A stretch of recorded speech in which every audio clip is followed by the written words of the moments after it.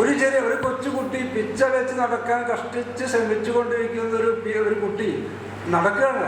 വീഴെന്നുള്ള പേടി കുട്ടിക്കല്ല, മറ്റുള്ള കാണുന്നവർക്ക് മാത്രമേ ഉള്ളൂ.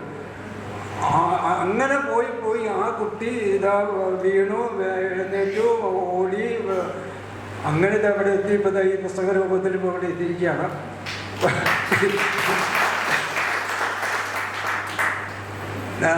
അപ്പോൾ ഇത്രയും എനിക്ക് മൂന്നാം ദശകം എന്തുകൊണ്ട് ഇഷ്ടപ്പെട്ടു എന്നുള്ള വേറെ കാര്യം അതിനാവട്ടെ. പക്ഷേ എനിക്ക് ആ മൂന്നാം ദശകത്തിലെ ഒരു ഭാവസാമ്യം എൻ്റെ ഈ വിവർത്തന പ്രയത്നത്തിനും കൂടി ഉണ്ടോ എന്ന് എനിക്ക് ഇങ്ങനെ തോന്നുന്നുണ്ട്. അത് ഈ ഒരുപക്ഷെ ഇതുപോലുള്ള ആഭിമുഖ്യം കാരണം തോന്നിയതാണോ എന്നറിയില്ല.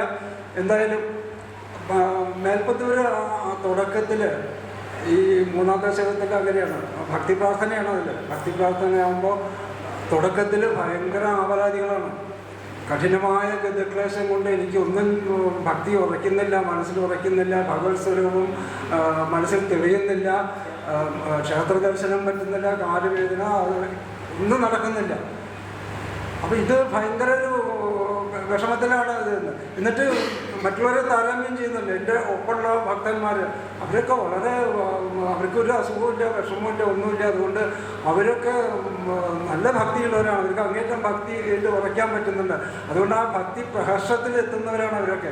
എനിക്കത് പറ്റുന്നില്ലല്ലോ എന്നുള്ള ആ തുടക്കം അങ്ങനെയായിരുന്നു. ഒരു പകുതി ഒരു 3-4 ശ്ലോകങ്ങളായപ്പോഴേക്കും ഭാവം മാറി. അതല്ല, ഭക്തി കുറഞ്ഞിട്ടല്ല, അത് വേദനയുടെ ശക്തി കൊണ്ടല്ല ഭക്തി ഇതാവുന്നത്. ഭക്തി കുറവായതുകൊണ്ട് വേദനയുടെ ശക്തി കൂടുന്നതാണ്. അതുകൊണ്ട് എൻ്റെ ഈ രോഗശാന്തിക്ക് ഏറ്റവും നല്ല മരുന്ന് ഔഷധം ഇത് തന്നെയാണ്, ഭക്തി തന്നെയാണ്. അതുകൊണ്ട് എനിക്ക് ഇനി ചെയ്യേണ്ടതെന്ന് വെച്ചാൽ ഈ ഭക്തി അങ്ങേറ്റം വർദ്ധിപ്പിക്കുക എന്നുള്ളതാണ്. അപ്പോൾ ഈ ഭക്തി പ്രകർഷത്തിലേക്ക് വേണ്ടിയുള്ള ഭക്തി പ്രാർത്ഥനയായിട്ടാണ് പിന്നെ അത് വരുന്നത്. അങ്ങനെ ദശകാന്തിയായപ്പോഴേക്കും ഭഗവാനോട് പോലൊരു നർമ്മോക്തി പറയാന്നുള്ളതായി.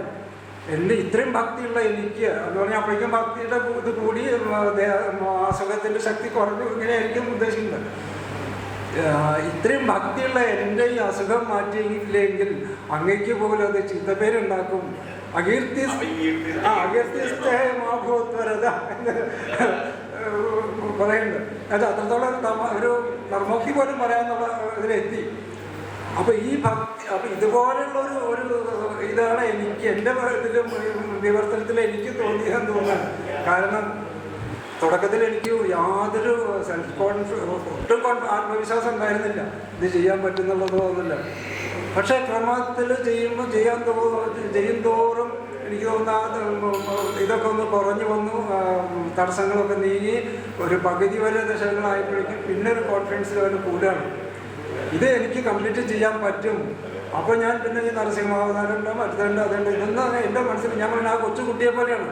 വീഴെന്നുള്ള പേടി കൊച്ചുകുട്ടിക്കില്ല. മറ്റു കണ്ട് കയ്യൊപ്പം കുട്ടി വീഴുമെന്നുള്ളത് ഇത് എന്നെ സംബന്ധിച്ചിടത്തൊന്നുമില്ല. അപ്പോൾ ആ ഭാവം തന്നെയാണ്.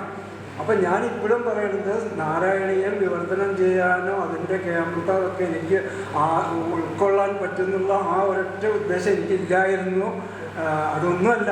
പക്ഷേ എന്തോ ഒരു ഉൾപ്രേരണ എന്ന് പറയാം, അല്ലെങ്കിൽ എന്തോ ഇതൊക്കെ വേണമെങ്കിൽ ഒരു പക്ഷേ ഒരു അതിസാഹസമെന്നോ അത്യത്ഭുതമെന്നോ അല്ലെങ്കിൽ ഒരു നിയോഗമെന്നോ എന്ത് എന്ന് വിളിച്ചാലും എനിക്ക് ഒറ്റ വാക്കിൽ പറയാനുള്ളത് ഇതെന്ന മമ മാത്രമേ ഉള്ളൂ. വേറൊന്നുമില്ല ഇതിനെ പറ്റിയിട്ട്.